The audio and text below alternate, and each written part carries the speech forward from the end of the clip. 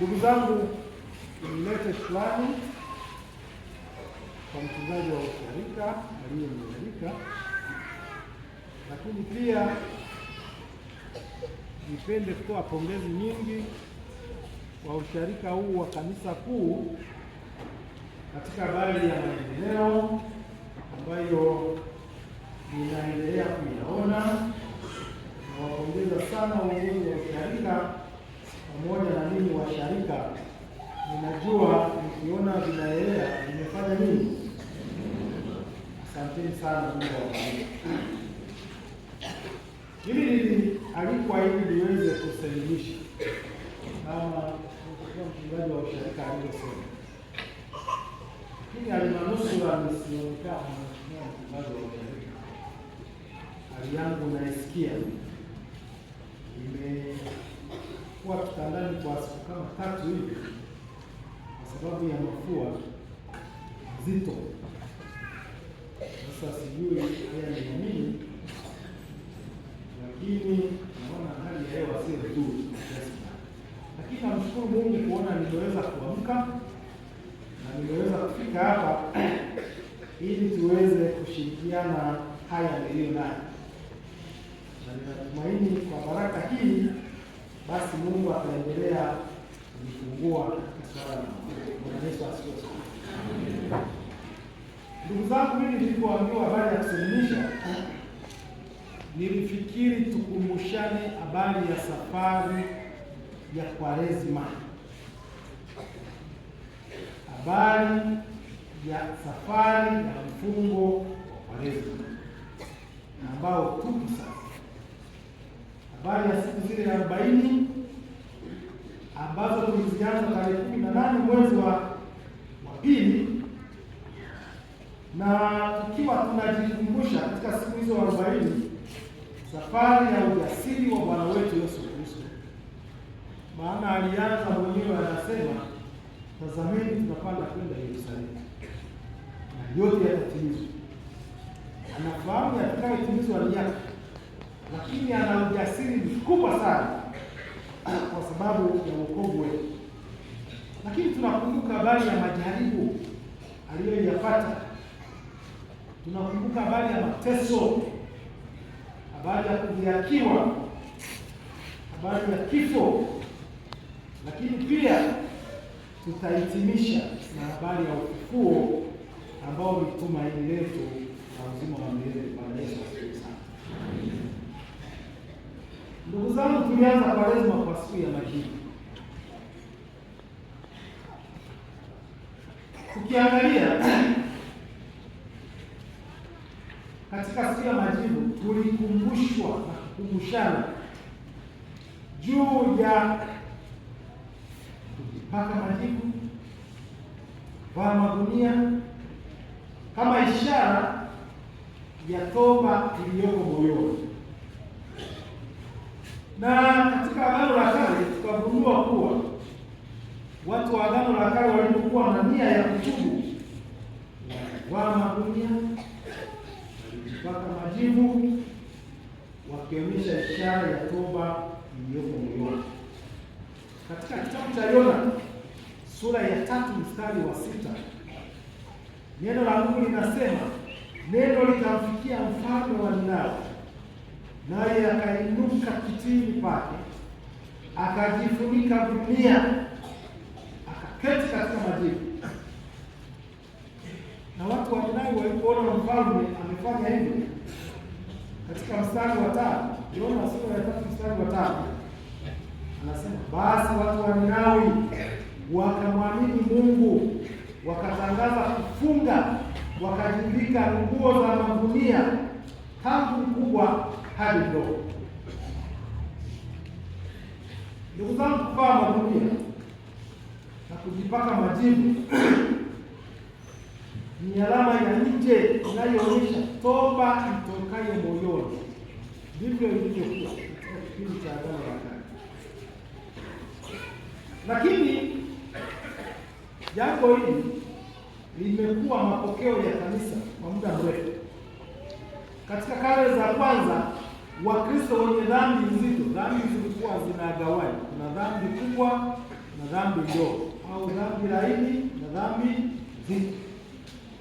Sasa ukijua una dhambi kubwa au una dhambi nzito, hawa ndio walivaa magunia. Hizi dhambi nyingine ndogo ndogo walivaa magunia wala kujipaka mafuta. Hawa walikuwa wanaonyesha toba kwamba pamoja na kwamba nimefanya dhambi kubwa nzito, ninahitaji kumrudia Bwana, ninahitaji kutubu na kurudi kwake. Lakini desturi hii baadaye ilipata maana pia ya maandalizi kwa ajili ya Kwaresima. Kwa hiyo wakati wa kujiandaa kuingia kwenye Kwaresima, watu wakawa wanavaa magunia, wanajipaka majivu, ikiwa ni alama ya nje, wakionyesha toba ya moyo. Ndugu zangu, katika karne ya 10 uvaaji wa magunia na upakaji majivu ukaongezewa tendo la kiibada. Wanapaka majivu kwenye paji la uso, ikaingia rasmi kwenye liturujia ya kanisa, na mpaka leo madhehebu kadhaa bado wanafanya hivyo. Kwa hiyo muumini upaka majivu kwa kuchorwa alama ya msalaba kwenye paji la uso, kama alivyochorwa alama hiyo wakati wa ubatizo, na kukumbushwa kuwa alitoka mavumbini, atarudi mavumbini. Na pia ukumbushwa kuwa neno kutoka Marko sura ya 1 mstari wa 15, tubuni na kuamini Injili. Yaani kuna connection pale. Kama ulitoka mavumbini na utarudi kwenye mavumbi, sasa tubu na kuiamini. Ndugu zangu, wakati wa matengenezo ya kanisa kuna mambo yaliyobadilika, lakini kutokana na udadavuzi wa mababa wa matengenezo, mapokeo ya mwaka wa kanisa ya kuguswa. Mwaka wa kanisa ulibaki ule ule, na ndio maana sisi wa Luteri tunaanza Kwaresima hiyo, tunaendelea Kwaresima katika majuma haya, na msisitizo wetu unakuwa ni toba, kutubu na kurejea kwa nani? Lakini hata hivyo sisi wa Luteri hatuna msisitizo wa kupaka majivu kwenye vipaji vya uso, sababu kufunga kwa kuacha yale tunayoyapenda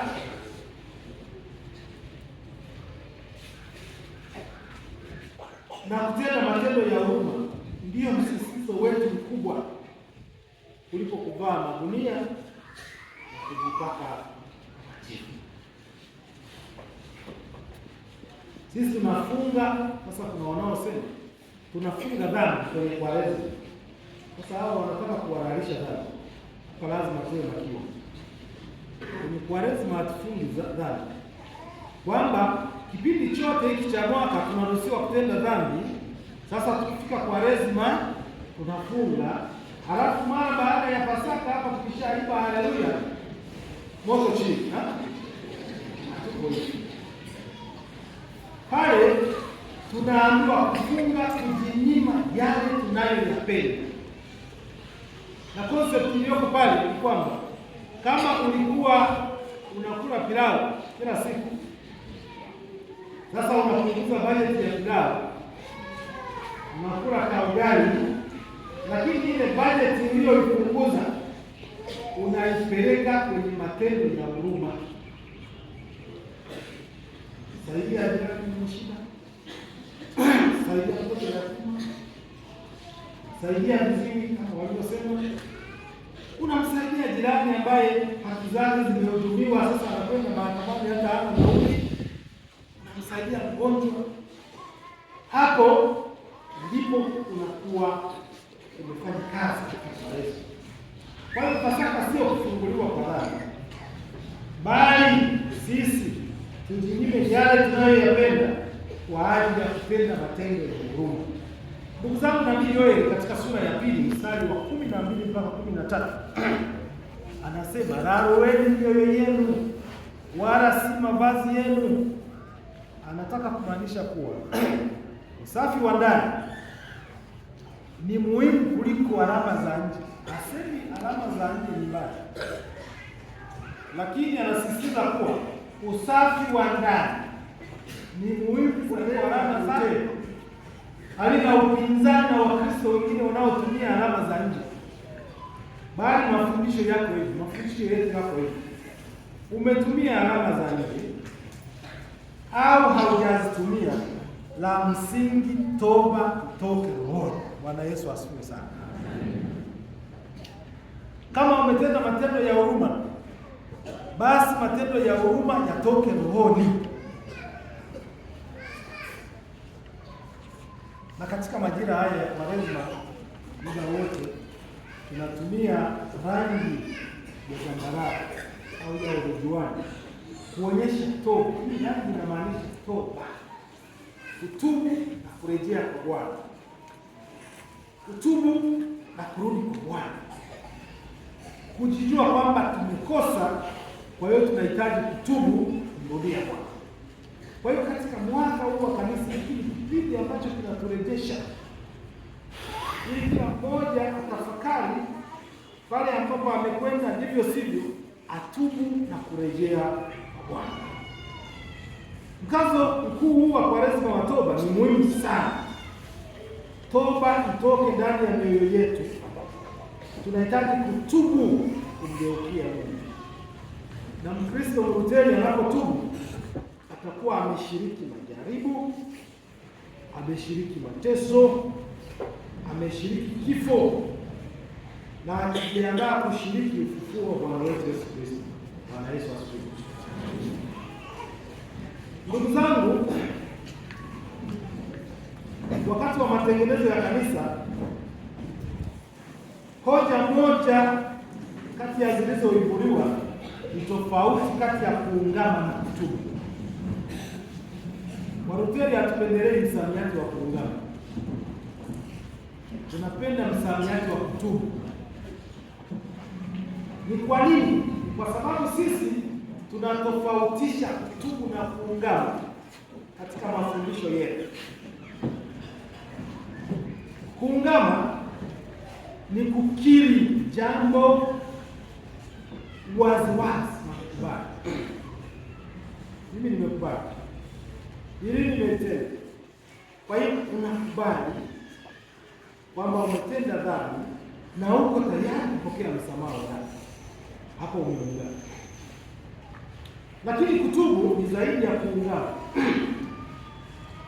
Kutubu, neno kutubu, neno toba linatokana na neno la Kiyunani, linatokana na neno metanoia. Metanoia, na ndio Bwana Yesu aliyoitumia alipokuwa anasema tubuni na kuamini Injili. Alikuwa anasema metanoia. Metanoia maana yake ni kutubu na kugeuka moja kwa moja. Sio kutubu tu kila siku unarudia, unatubu alafu na metanoia ilikuwa inatumika hata katika jeshi. Ile wanayosema about that. Unageuka moja kwa moja. Hiyo ndio kutubu na maana yetu. Kutorudia yale uliokuwa umefanya au kuyafanya mara kwa mara. Na sisi katika mafundisho yetu ni vizuri tukalitambua hili. Kutubu kuna hatua 5 muhimu kwetu sisi Walutheri. Mambo haya nafikiri tumesoma hapa katika kipaimara. Jambo la kwanza, unapotubu umetambua kosa.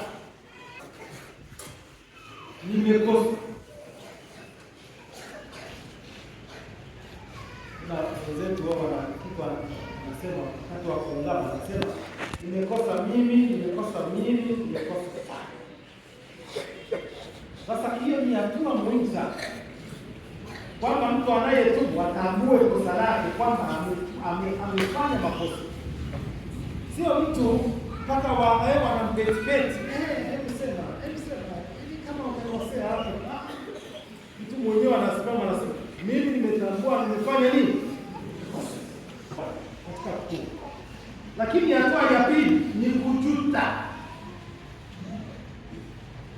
Unajuta unapotubu. Kwa nini nimefanya hivi?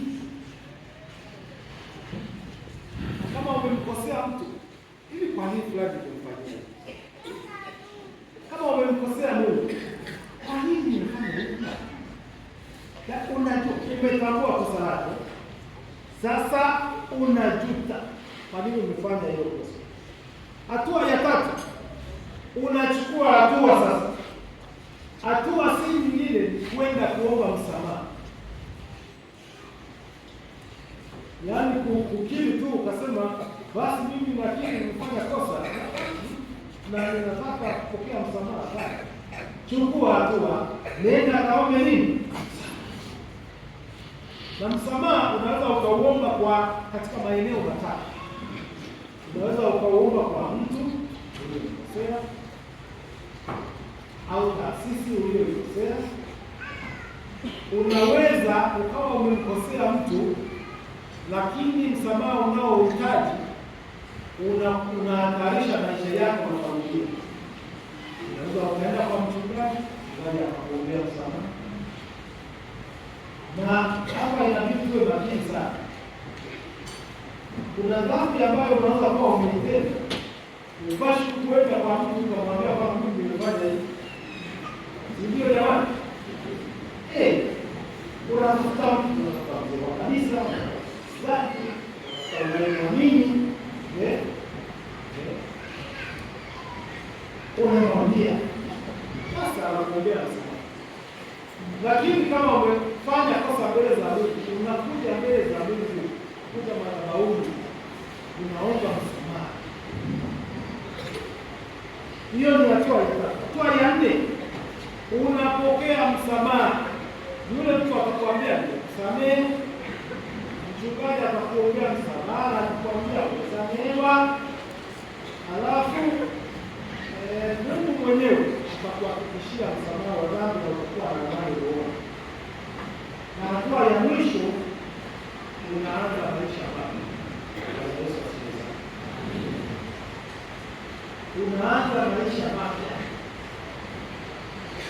Unaonekana kwamba huyu ameomba msamaha kweli, lakini kweli ulikuwa najaribu kueleza habari za tofauti ya kuungama na kutubu. Na sisi tunapendelea kutubu kama Injili inavyosema, tubuni kuamini Injili. Na nikasema kutubu kuna hatua zifuatazo: kukosa, juta, kuchukua hatua na kuomba msamaha, kupokea msamaha na kuanza maisha mapya. Hizo ndizo hatua tano za zetu sisi wa Luteri katika habari ya kutubu. Yesu asifiwe sana. Kwa nini tutubu?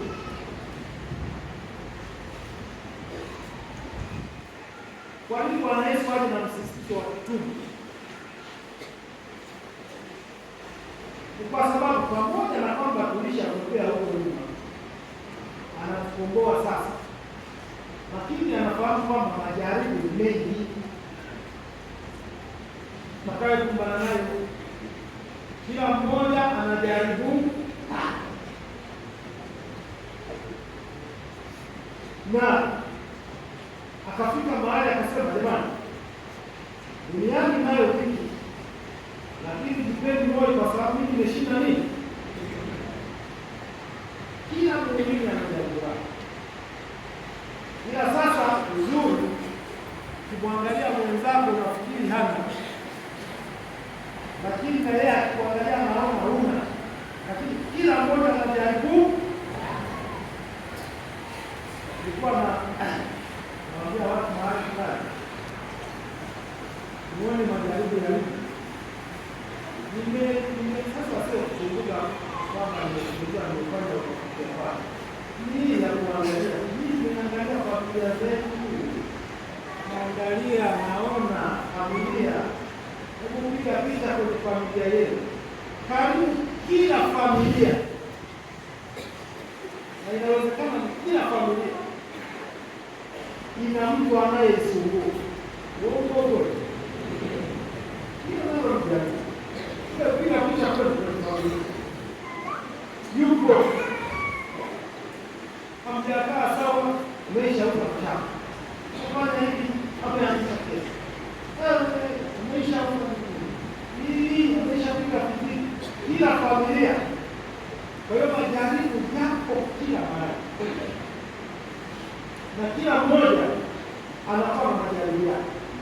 Na ndio maana Bwana Yesu anasema mtume, kwa sababu mtajaribiwa kwa nguvu zote. Na Yesu akafunga siku 40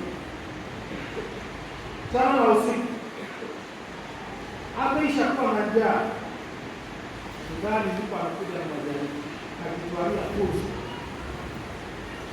Sasa Yesu akaangalia baada ya majaribu yale, akasema kama wamefanya haya kwa mti ambao ni mbichi, je, kwa mti mkavu? Kama majaribu yamekuwa yanapata kwa Yesu Kristo mwenyewe, je, kwetu sisi tunatakaye pote?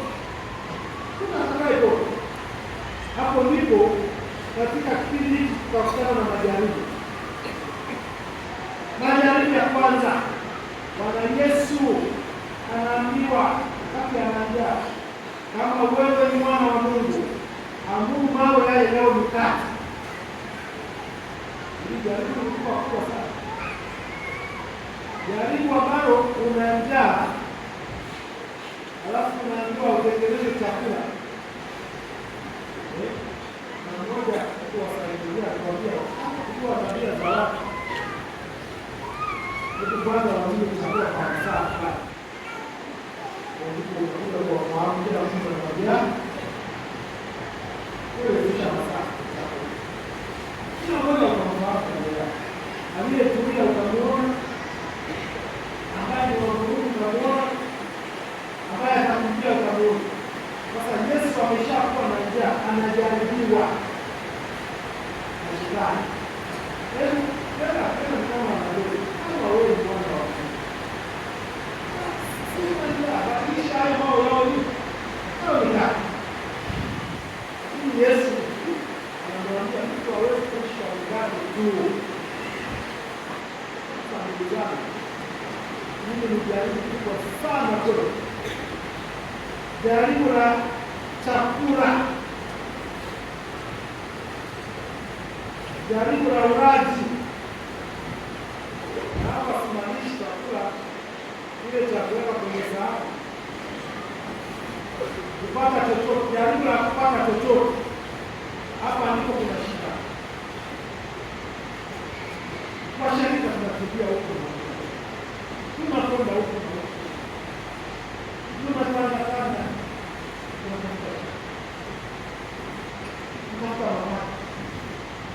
tunatafuta chochote. Nimeona kiwasa bwana mmoja kwa anatoa hotuba, sasa sijui kama nini au atafanya nini. Alikuwa anafundisha watu ambao wanaelekea kustaafu. Kwa anawaambia, anasema sasa hivi ukitaka kuwa tajiri, unahitaji kwenda kwenye mgodi, kufia kwenye mgodi. Ukitaka kuwa tajiri, anzisha nini? Kanisa. Anzisha nini? Kanisa. Kwa kweli tunachofurahia washarika, mtu yeyote akianzisha kanisa huwa mko wali mwesha patikana. Watu yeyote akisema mimi nianzisha kanisa, kwa umini waisha kwa nini? Wamesha patikana. Bila hata ya kujua nani ametokea wapi, hali yake ni vipi. Kwa hiyo kuna watu ambao wanapata shida. Na sasa hivi biashara hiyo kwenye chati ni kuanzisha makanisa. Wanasema biashara inayolipa. Maana nikianzisha kanisa, mimi ndio nakuwa mchungaji, ndio nakuwa mweka hazina, mimi ndio nakuwa katibu, mimi ndio nakuwa mtasimu, kila kitu mimi mimi. Sasa hapo kazi mambo yanakuwa unaamka nimeanzisha kanisa, baada ya miaka mitatu nimeshakuwa tajiri mkubwa hapo juu. Msharika akihitaji gari anamwambia uongo. Kwa mimi nikihitaji gari nasema kunichangia. Mimi namchangia. Lakini wewe msharika ukihitaji gari tuambie mambo.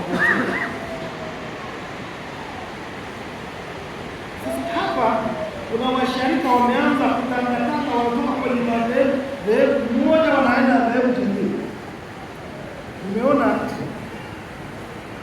mtu anaitwa Pastor Nganga pale Nairobi.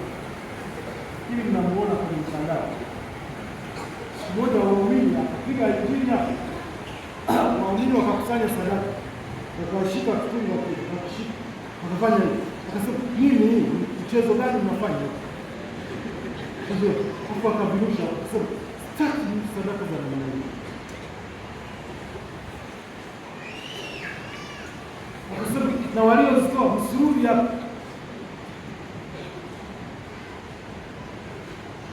Hata anajiuliza, wamemtolea yeye, wamemtolea nani? Lakini washarika huko ndiko mnaenda. Unaona mtu anakimbia anasema, "Mimi kule nimeahidiwa nitapata vitu." Mimi nimeshangaa. Nimeona mhubiri mmoja, ni mtendakazi wa serikali, ili ameanza kuhubiri. Ameenda kwenye benki akakopa mkopo akajenga kanisa. Sasa anakopa mkopo anajenga kanisa wa binafsi. Hapo ukijiongeza, si unajua jamani, unajiongeza kweli. Hapo ukijiongeza unakuwa umeshafahamu. Watu wanatangatanga. Utaona washarika leo wako hapa, kesho wako pale, wameahidiwa vitu, wanaondoka tena wengine kufika nao anakwambia kwa wateja, hamna kitu, mimi nilishatoka huko, hamna kitu chochote. Lakini kwa sababu alishaahidiwa nini? Vitu fulani. Ndio kwetu sisi ndio mchungaji. Sisi akawaambia, nani aliwaambia kwamba lazima yule mchungaji? Uko kwenu hakuna waingizi. Lakini ni mambo ya kuahidiwa. Washarika tena kimbia. Sasa wakati mimi niko ofisini, niko shuleni, nilikuwa darasa letu tulikuwa na mchungaji wa mimi kutoka Nigeria. Sasa wale wachungaji kwa narudi Tanzania. Narudi kuwa kwenye makanisa yale yaliyowatuma kuwa chini ya askofu. Nasema, kwa nini msianzishe ya kwetu na nini kwa askofu?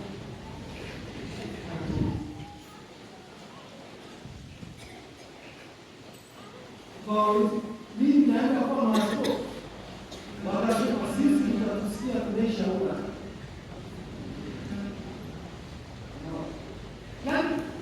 Haya mambo yanatapata nini? Bwana Yesu anaona badili mambo yale yawe mkaka. Sasa hivi hii biashara inayoendelea hivi, Kenya nimeona wameanza kutoza kodi, biashara ya chumvi, maji ya upako, chakula ya upako. Sasa hivi kuna keki ya upako. Biashara hii imeshamiri sana. Na hapa kuna msharika ambaye yuko makini sana. Ana ndugu yake yuko kwenye mkoa mwingine hapa Tanzania, anaitwa mtumishi. Sasa yule mtumishi anauza mafuta. Anasema haya ni mafuta ya mzeituni toka Israeli, tawasaidia. Lakini kumbe anamtuma huyu ndugu aliyeko hapa amnunulie mkwano amtumie. Kwa hiyo kule watu wanapokea mkwano, haya ni mafuta ya mzeituni yanatoka Israeli. Kuna badilisha mambo yale yao ni kazi. Tuko hapo. Hatujatoka. Sasa hivi changamoto ambayo tumeanza kuipata, washarika hamtulii. Washarika hamtulii kwamba mimi ni Mlutheri, mimi ni Katoliki, mimi ni Mwanglikana. Fatu mkuu mmoja kwa Walutheri, mwingine huko EAGT, mwingine si huko wapi, mwingine huko. Sasa kinachotokea changamoto ambayo tumeanza kupata. Huyo akiitwa na Bwana, huyo Mkristo, hapo ndipo kasheshe inakuwa. Mchungaji wa Kigeni anaenda kuonyesha ibada ya mazishi. EAG anafika. EAGT anafika. Tunakutana pale. Sasa nisikilizie hicho kikao mambo yanakuwa. EAGT anasema huyu alikuwa muumini wetu. Mruteli anasema yuko kwenye rejaleti yetu kabisa, sisi huyu tulimwandikisha, tena anajumuia. Sisi wengine wanasema kwa nini huyu mtu asisumbue kiasi hiki? Kwa nini washirika mtusumbue viongozi wa kanisa? Wewe kama unataka kupamba, ama toka hapa, nenda huko, lakini sio mkuu mmoja hapa, mwingine confuse watu. Sasa hivi kuna familia, unakuta familia moja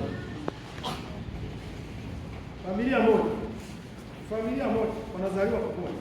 Hawa ni Wakatoliki, hawa ni Walutheri, hawa ni Wasabato, hawa si ni Wapentekoste, hawa ni wanini. Sasa msiba uko, hawaelewani mpaka msiba unaishi. Hizo changamoto ambazo zinaanza. Kila mmoja anataka kuonyesha kwamba yeye ndiye bingwa. Mimi dini yangu ndio safi. Mimi dhehebu langu limekaa vizuri. Kwa nini usitulie pamoja jamani? Hapo mimi ndio ninaposhangaa. Ukiuliza na mmoja nilimuuliza, nikasema kwa nini ulitoka kwetu? Akasema ilikuwa sishibu. Alikuwa ashibu. Nikajiuliza, wewe unataka kushiba neno la Mungu wewe? Sasa kuna vitu vingine lazima tujiulize. Hivi ukiwa na mtoto pale nyumbani, uwezo wako sawa, uwezo wako ni mdogo, mtoto wa chini, alafu kwa mtoto anaama kaenda kwa jirani akisema kwa mimi nyumbani sirudi kwa sababu hapo nafanya nini? Utafikiri mtoto uko sawa. Yaani mtoto wako unakuta kwa jirani, unataka kumrudisha nyumbani, angalia, anasema mimi sirudi nyumbani kwa sababu sifanyi nini? Hapo wewe mzazi utafikiria. Mimi nafikiri sisi wengi, mimi tumezaliwa kwenye familia ya kawaida sana ya chini. Lakini kama tukipewa ugali kwa dagaa, mama akikupa ugali kwa dagaa, unaula kwa furaha kwa sababu umetoka kwa mama. Walikuwa wanamjaribu, kama wanamjaribu Yesu, ili atilie mashaka mamlaka yake aliyonayo. Na hiki ndicho kinachofanyika sasa hivi. Mtu anafika kwako, anakuambia mimi nitakupa nyumba hii na watoto wao na mwezi huu. Yaani anafika kwako, yaani anakuonyesha mke wako, kwamba asema ukikubaliana na mimi kwa mke wako, huyo mtu sasa kufanyana na mimi kwa watoto wako, wakati ni wapande. Yaani ndio inabidi kumtoa bezi maana Mungu. Sasa Yesu mamlaka ni ya kwake. Shetani anakuja na kusema ukimsikia hivi vyote nitakupa. Na hili ndio linatokea sasa hivi. Anataka uwe na mashaka na baraka ulizo nazo. Sasa hivi kuna watu wanaitwa watumishi. Mtumishi anakuja kwako anasema, "Je, wewe umeokoka?" Unamjibuje? Mteli hapa sijui hata kama nimeokoka au sijaokoka.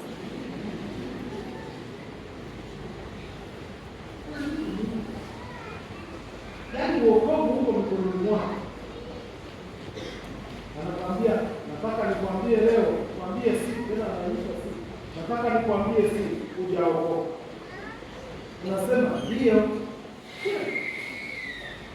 Mimi sijaokoka. Tena si kwamba nimeokolewa. Mtumishi anazidi kukuuliza, umebatizwa kwa maji kiasi gani? Wanataka kwenye kabakuli. Mtumishi anakwambia bado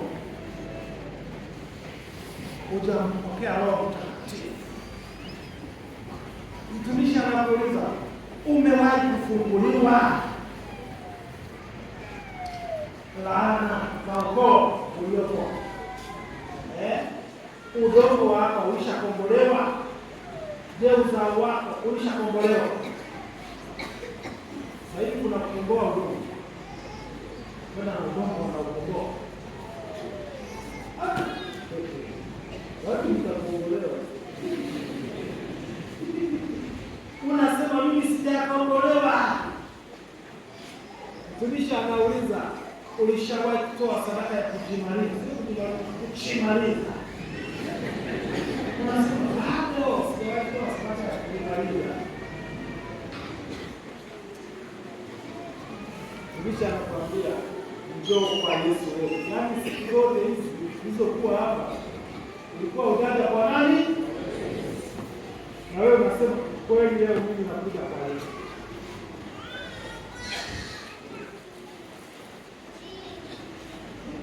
Ndugu zangu, kwa nini Walutheri tunakuwa na mashaka juu ya Ukristo wetu? Kwa nini tunakuwa na mashaka juu ya neema hii tuliyopata na mafundisho safi ya neno la Mungu? Kristo tu, imani tu, neema tu, neno tu.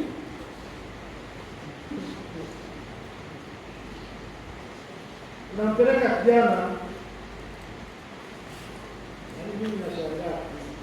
Na vitu ambavyo tunashangaa watu wanasema. Kwa wale tunachagua kwa mfano kwa watu. Tunasema tunapeleka chuo miaka 5. 5 solid years. Nenda ukasome teolojia. Wewe mambo yaliyopo huko na mengine. Uje kusaidia.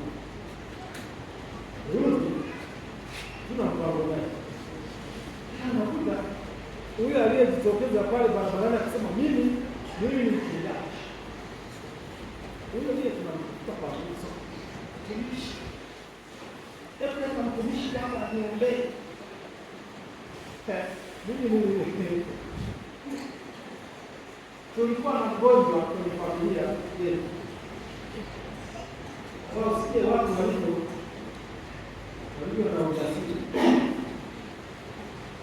Sasa yule mgonjwa anaendelea kuumwa. Sisi tunaendelea kupunguza. Kama daktari wameshakwambia watu hivi. Akatokea mtu. Nafikiri watakuwa walipanga, ni hivyo hisi. Walipanga wakasema sasa hapa ndio wakati wa kukamata hii familia. Na wanajua mimi ndio niko kwenye kitovu cha familia. Na wewe nikafiliwa mtu. Kaja ananiambia, unajua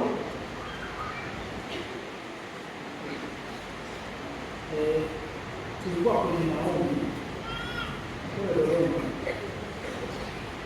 Na nimeonyeshwa kwamba hili tatizo hili liishi kwenye familia yenu.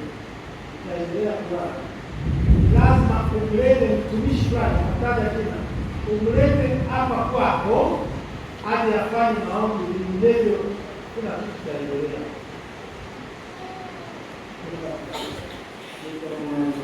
Kuna watu wengi wanaangalia.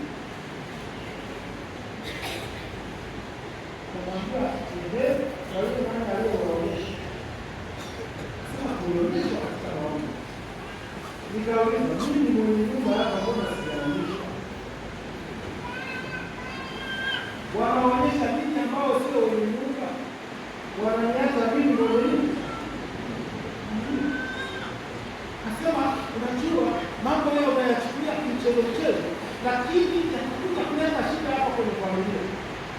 Nikamwambia sisi tutapiga magoti kwaomba wenyewe. Kama ugonjwa ni wa kupona, utafanya nini? Kama si wa kupona, basi kwa sababu mstari, ila ni swala la kwamba ni nani anayefanya nini.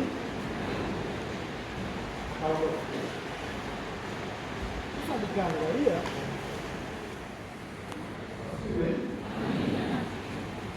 nilikuwa najaribu kueleza Wakristo tunavyoyumba sana baada ya kujaribiwa na vitu vidogo. Yaani kujaribiwa kidogo tu,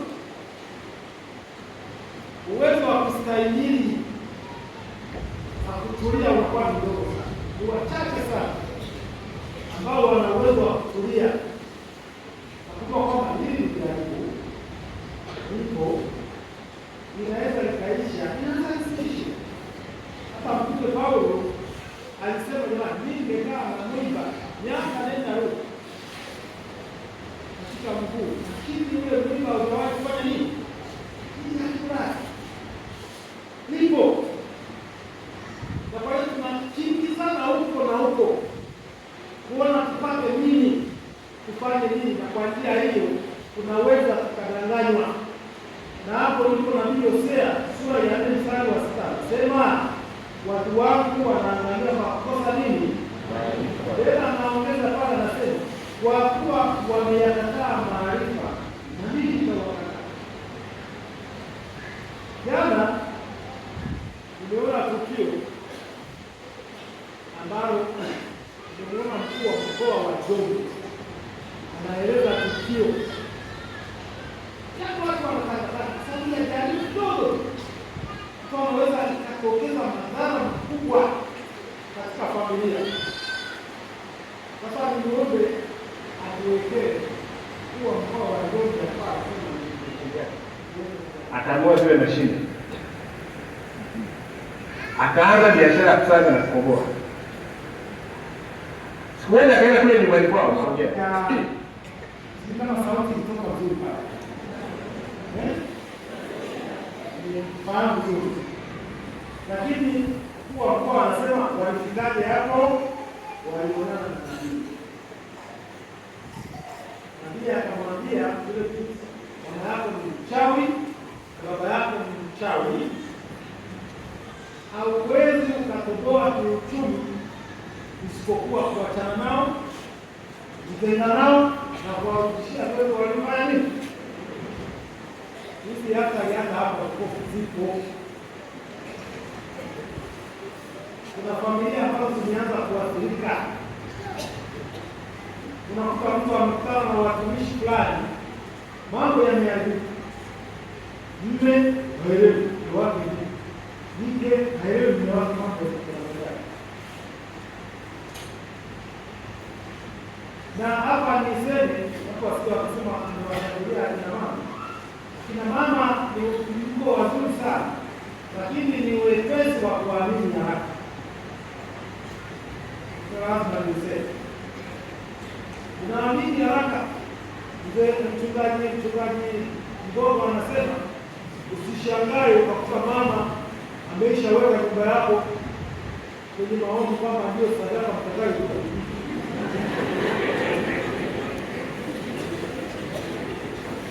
Hizi hapa zinaendelea. Na hapo ndipo nabii anasema watu wanaangalia kwa kosa nini? Msisitizo wetu unataka kuwa kwenye kutubu. Yaani sisi wa Kristo msisitizo ya masomo kwa hiyo siku gani sawa. Lakini kutubu na kurejea kwa Bwana huko sasa hivi hatushughuliki. Tunashughulika na hiyo hiyo kwa maombi. Hiyo amefanya hiyo imekaa hivi. Hiyo msisitizo bado tuko njia kuu. Hiyo ndio changamoto ya Kwaresma hii. Msisitizo wetu hauko kwenye kutubu. Lakini pia pamoja na hilo kuna jingine limetokea Songea wiki hii. Huyu mtu ni wakala wa mambo ya fedha, anaitwa Paulo wa Kwesu. Ametapeliwa milioni 147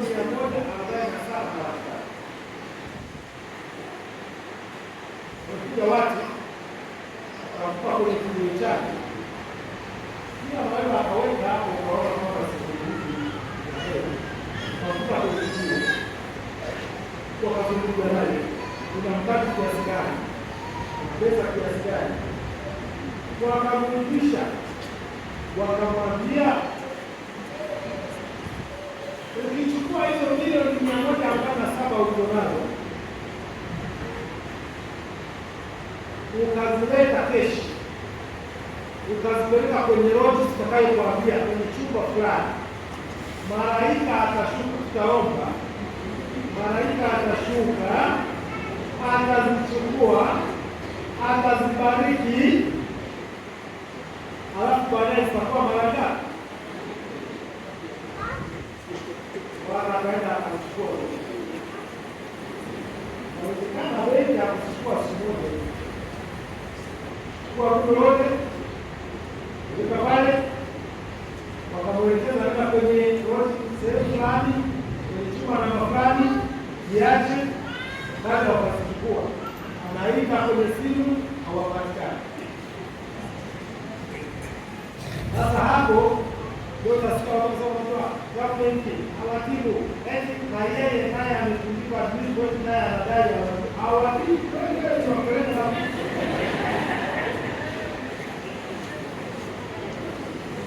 Ndugu zangu wa Tanzania, hata level yetu ya kufikiri inakwenda inashuka sasa. Yaani tukufikiri, mimi nilishakutana na mtu kapata na niambia, nasema una afya, sema ukileta na iombea takuwa mara 3, namwambia wewe si ukiongea wewe na maradhi unapata ya huwezi kufikiri kwamba kweli hiki kitu kimekaa hivi. Vyombo vya kusudi ya ulinzi na usalama tunaomba watusaidia kwenye jeshi la polisi, na jeshi la polisi sisi ni uhuru.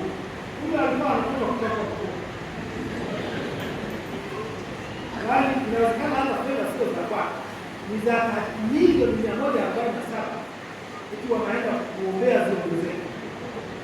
Kwa hiyo watu tumedanganywa, na mimi wakati mwingine inakuwa bahati mbaya. Mimi wiki moja iliyopita walichukua zangu 20,000, walichukua. Kuna hao wanaorusha message wanasema weka kwenye namba hii, ndio sasa nilimuita fundi wa maji anirekebishie mahali fulani. Sasa fundi wa maji akaniambia, sema vifaa vinahitaji 20,000. Akasema hapa mimi sina hela, naomba 20,000 fanye hivi, lakini hatukuwa kwenye eneo moja, mimi sikuwa habari fulani. Sasa nikamwambia pite mahali fulani wakupe 20,000 wewe ununue vifaa, alafu uendelee mambo mengine ya ufundi tutakuja kuanza baadaye. Sema sasa. Kwa hiyo akaondoka. Sasa mimi nimekaa kwenye kompyuta pale, niko busy. Baadaye nikaona message inakuwa weka kwenye namba hii.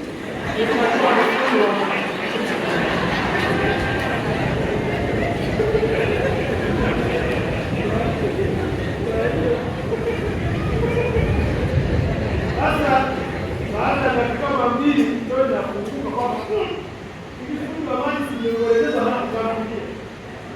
Akasema nimechukua pale ulionieleza. Nikajua tayari mambo yalishakwenda.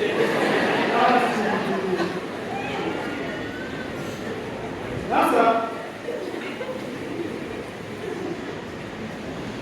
hapo kuangalia huko kwingi sana.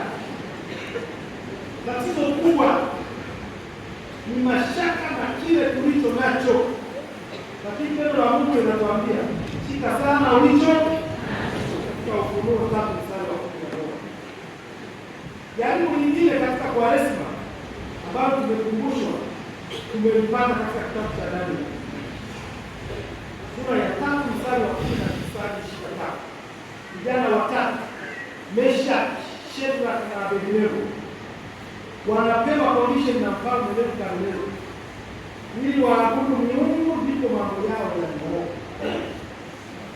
Jana wanakataa na kusimamia imani yao. Ndugu zangu, nisiseme nini leo, ukiangalia mambo ya Namrudi yamerudi kwa huko. Yaani wewe kujua jamii yetu tunakwenda mbele au tunarudi nyuma. Sijui kama serikali wanafanya sisi za namna hii, lakini tungefanya kwa utafiti kuangalia waganga walioko kwenye mji wa Bukoba sasa. Na sasa wengine wanajitangaza redioni. Mimi ni dokta, lakini jina la dokta na serikali inabidi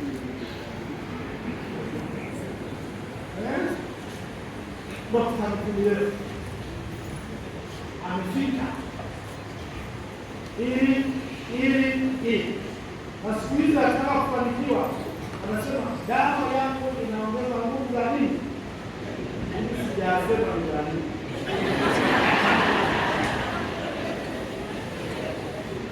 Wameongezeka wengi sana. Sasa najiuliza, tumetoka huko nyuma, makanisa, serikali wamepambana, wameleta shule, watu wamekuja shuleni. Sasa hivi hakuna anayemaliza darasa la 7 bila kuingia sekondari. Sio kitu cha kawaida. Huko nyuma sisi kipindi chetu chagua kwanza sekondari, kata nzima mko wawili, watu wanakuangalia wanasema sasa huyu sio wa kawaida, anaenda sekondari. Sasa hivi wote wanaenda wapi? Tena sasa hivi wamefuta vya olevo na elevo, kama umeshaangalia waraka. Sasa hivi ni lower secondary na hapa secondary, kwamba ukifika form 4 hiyo sasa ndio elimu ya msingi. Sio kitu kidogo hicho. Unajua watu wanafikiri vitu vikubwa lazima vitoke mbinguni. Ni hivyo. Sasa wakati elimu inaongezeka ndipo mambo haya yanaongezeka. Sasa najiuliza, tutakuwa kweli sisi ngozi nyeusi? Unaanza kutoka mtu ambaye kabisa utegemei kwa anachokutegemea, kwambia kuna mtaalamu ndiye atakayekusaidia, halafu ukiangalia mtaalamu anayemsaidia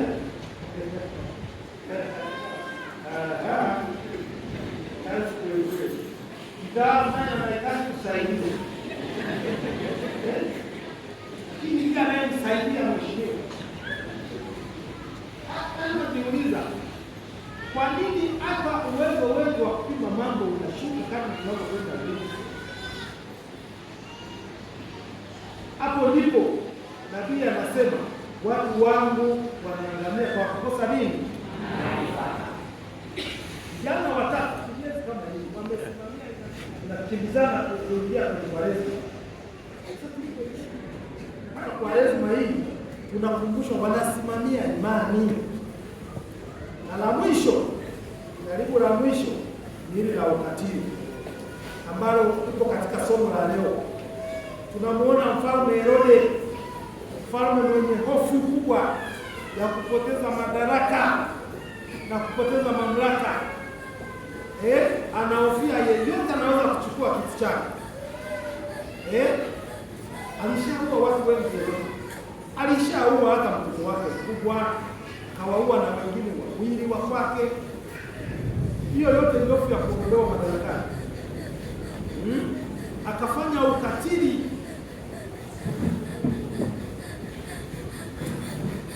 Tunaona huyu mfalme ana hofu, ana kutojiamini, ana mashaka ya mwisho anafanya ukatili. Ukatili wake unaongezeka kadri muda unavyoongezeka. Na mfalme Herode alifanya kitu cha ajabu. Alipokaribia kufa, aliagiza viongozi wote maarufu aliyokuwa anaona ni maarufu, akasema, ninapokaribia kufa, viongozi wote hawa wakamatwe, siku nikikata roho wauawe. Lakini alikuwa anajua kwa ukatili aliofanya hakuna watakao kumuoleza. Kwa hiyo anajua kwamba nikiua hawa maarufu, angalau taifa zima litafanya nini? Taomboleza. Amefanya ukatili mkubwa sana kwa sababu ya kupenda madaraka. Sasa mamajusi walipouliza habari za kuzaliwa kwa Yesu, Herode anafadhaika. Watu wa Yerusalemu wanafadhaika kwa sababu wamejua kwamba Herode anamtafuta mtoto kumuua, na kwa kweli anatafuta kuangamiza hata watoto wengine pamoja na huyo mtoto.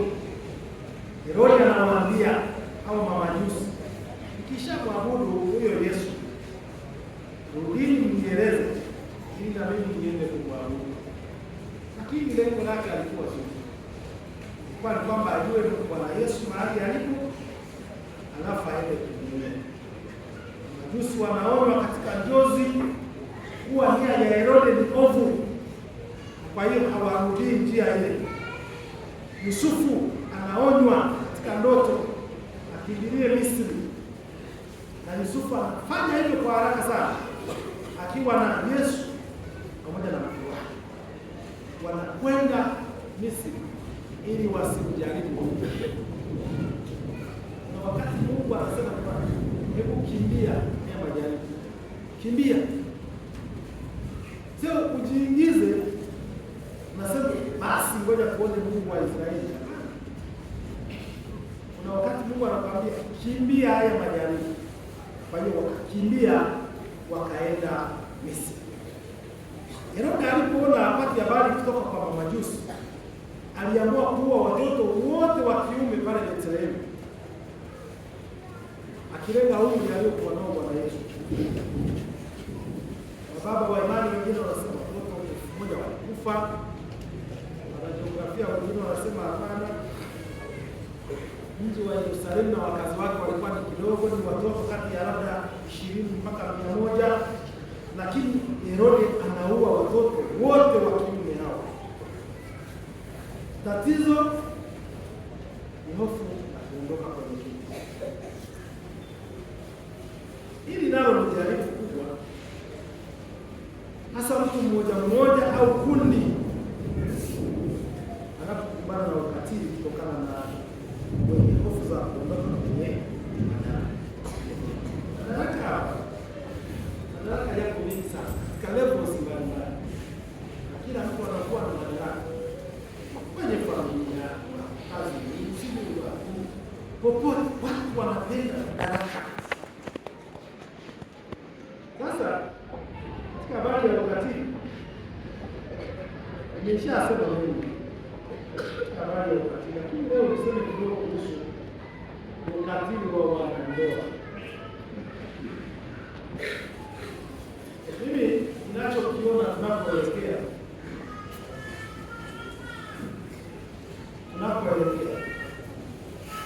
ukombozi wa wanawake huku usipoangaliwa vizuri utakuja kuwa janga, kwa sababu na wanaume wengi wanateseka.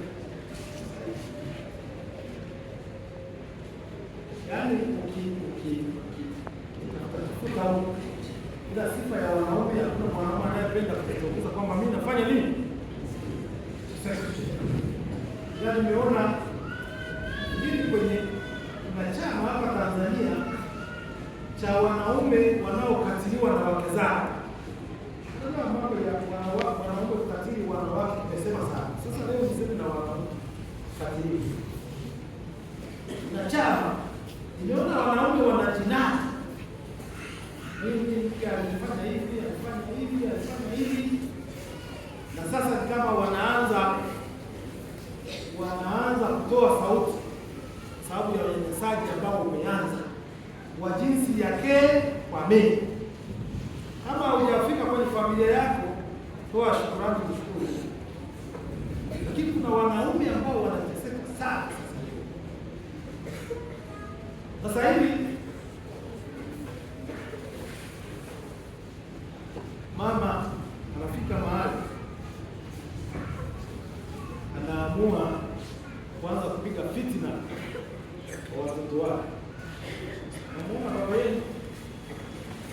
ufanye unaamua mambo yako. Kwa hiyo watoto wanakuwa wakijua kwamba baba yetu hapa ndiye anayetutesa sisi na mama. Kwa hiyo baadaye wanapokuwa wazima, watu wazima, unakuta watoto hawana mpango na baba yao, lakini mama hapo hivi. Sasa matokeo wakitoka huko akienda anataka kuwapa hela, kwa mfano baba na mama, kwanza anamuita mama, anampa 500,000, alafu baadaye anamuita baba na mama.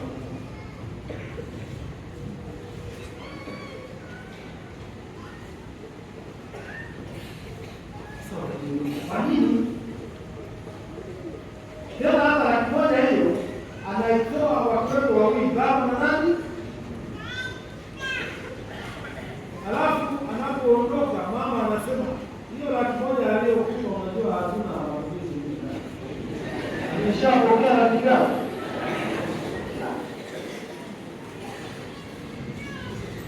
Kwa hiyo maisha yanakwenda hivi. Kuna baba mmoja hapa Wakoba na watoto wawili Uingereza, alikuwa ananiambia akasema, wale watoto sasa hivi nikipiga simu nikasema nina shida ya 400,000, anasema kwamba baba subiri sasa hivi tuko kazini. Kumbe si kwamba wanasubiri wako kazini, ila wanapiga simu kwa mama, wanamuuliza baba yuko karibu hapo, anasema hayupo. Baba ametaka shilingi 200,000. Unafahamu ni za nini? Mama anasema sifahamu. Baba akipiga tena anamwambia siku mambo ni makubwa hapa, hakuna hizo hela. Mambo ya kesho. Hapa sio chochote. Sasa hivi kuna tabia mama na watoto wake. Mtoto mwingine yuko Mbeya, mwingine yuko Dar es Salaam, mwingine yuko Arusha. Mama anatoka anajua tiketi ya pili, anakwenda Mbeya, anaweza Victor. Kutoka Mbeya anachukua tiketi anaenda Dar es Salaam, anaweza Victor. Kutoka Dar es Salaam anaenda Arusha wiki 4. Baba yuko nani anafanya nini? Mambo ni ndogo. Baba mmoja alikuwa anatuambia katika akasema alipoondoka aliondoka aenda Dar, wiki ya kwanza ya pili ya tatu, akasema wiki ya 4 na mimi kaenda Kampala. Alafu nikampigia simu, akasema simu yako mbona haijakaa vizuri, uko wapi? Sasa nikamwambia nipo Kampala. Akasema Kampala unatafuta nini? Nikamwambia wewe Dar es Salaam unatafuta nini? Akasema mama, akasema kama ni hivyo hii wiki inayokuja mimi narudi huko. Nikamwambia ukirudi huko na mimi narudi huko. Sasa kuna vitu vidogo vinaendelea. Kuna mama hata baba wengine wanakuta chakula jamani nyumbani inafanya shida kumpa chakula. Hivyo baba inapoamua kama ni kidogo, najua atapata bosi nyumbani, akita pale maziwa, huyo akinichangu cha maziwa atapata moja, basi najiletea nyumbani sasa hiyo. Lakini unaanza kumchezo, lakini tusipoangalia utakuja kuua familia, na baadaye watoto wanachokiona ndicho watataka kufanya baadaye. Kwa hiyo ndugu zangu, niwaombe, swala la ukatili ni kama kila mmoja anashiriki. Wengi tumeshiriki kwenye ukatili, lakini tunapata ndio wakati huo wa Kwaresma wa kurudi na kutafakari. Je, niishi jana alikuwa kuiba lakini waliokamata wakamtandika bomu, walimtandika bomu kama sisi hivi kweli. Kama kweli ameiba ameingana na mkono siku kila angalia anajigeuza hivyo anatandika, anaweka mkono anatandika kuku.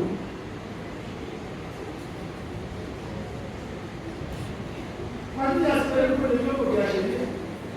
Sio vyombo vya sheria, ina kipimo.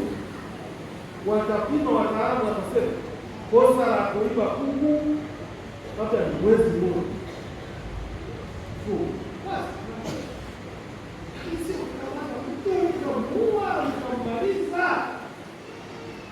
Na mkoa wetu wa Kagera, takwimu za mwaka huu sijazifuatilia, tumefuatilia miaka miwili nyuma, kulikuwa kati ya mikoa mitatu inayoongoza kwa mauaji. Sababu za mauaji ni nini? Lakini huo moja ni ukatili. Je, katika kipindi cha Kwaresma tunaweza tukatafakari, tukatubu, tukarejea kwa Bwana? Ndugu zangu, ukatili ni kitu kibaya sana. Ule kijijini ninapozaliwa, mama mmoja alianza tabia ya ukatili wa watu, akamnyima chakula na akaonana na watoto. Yule mume yaani ilikuwa ni shida, matatizo juu ya matatizo mawili, na alikuwa kimaskini. Sasa bahati mbaya yule mume akafariki. Kwa kweli amefariki kwa kosa makubwa. Sasa aenda kwenye mazishi. Tukienda kwenye mazishi, baada ya ikaanza, na najua wakati wa ibada wao wanasema kutoka kwao na mke wa marehemu waseme neno. Ila akasimama maskini ajui dada yake anachofanya kule. Asema kwa kweli huyu ndio amefariki. Sasa dada yangu nakuta nijue kwa ndoa chake. Kama haiwezekani basi mimi nichukue. Wananchi wote wakasema chukua mara moja. Sasa kilichonishangaza hata yule alikuwa yuko pale mbele anasema jamani nichukue hapo mtu. Sio alichukua ndio kumchukua, lakini naona bado unaweza kufanya mambo mpaka ukachangamsha umma. Unaona? Kwa hiyo makini sana. Na mimi kuzungumzia ukatili wa wanawake kwa wanaume haimaanishi kwamba wanaume au wakatili wanawake. Ukatili huko, lakini angalau tumejaribu kwenda kwenye upande mmoja ili tuweze kuonyesha kwa Kwaresma hii tuendelee kutubu kurejea kwa Bwana. Kichwa cha wiki iliyopita kilikuwa kinasema katika Yesu Kristo kila jaribu lina mlango wa kuokoa. Bwana Yesu asifiwe. Ndugu zetu Shadraka, Meshaki na Abednego walichukua moto, wakatokewa moto mara 7 ya ule wa tanuru kawaida, wakarushwa huko na nguo zao ili zisaidie kuwaunguza zaidi. Walikuwa na kanzu na suruali na joho, wakafungwa kwanza ili moto wale sawasawa, lakini mwanzo wa moto ule ukawala wale walikuwa wamewakamata wamewarusha. Mfalme na wenzake wakastaajabu, wakaona watu 4 ndani ya moto, na wakaona wamefunguliwa, wanatembea, hawajadhurika, na 4 anafanana kama mwana wa Mungu. Mfalme Nebukadneza akasalimu amri, akafika kwenye mdomo wa tanuru na kuwaita, akasema, enyi Shadraka, Meshaki na Abednego, watumishi wa Mungu aliye juu, tokeni nje huko. Bwana Yesu asifiwe. Akautoa. Baada ya kutoa, akasema mambo mengi sana. Ndipo akasema hawa vijana waingiliwe, na kuanzia sasa Mungu wa Meshaki, Shadraka na Abednego ainuliwe. Bwana Yesu asifiwe. Ndugu zangu, watu wanajaribu Mungu yuko pamoja nasi. Hata tusipokimbia, tusipokaa yuko pamoja nasi kwa neema yake. Na ndio maana anasema Bwana wetu Yesu Kristo ateseke, afe ili sisi tuweze kuokoka. Mungu atusaidie katika safari hii, hii safari ya Kwaresima hii iwe ya baraka na amani.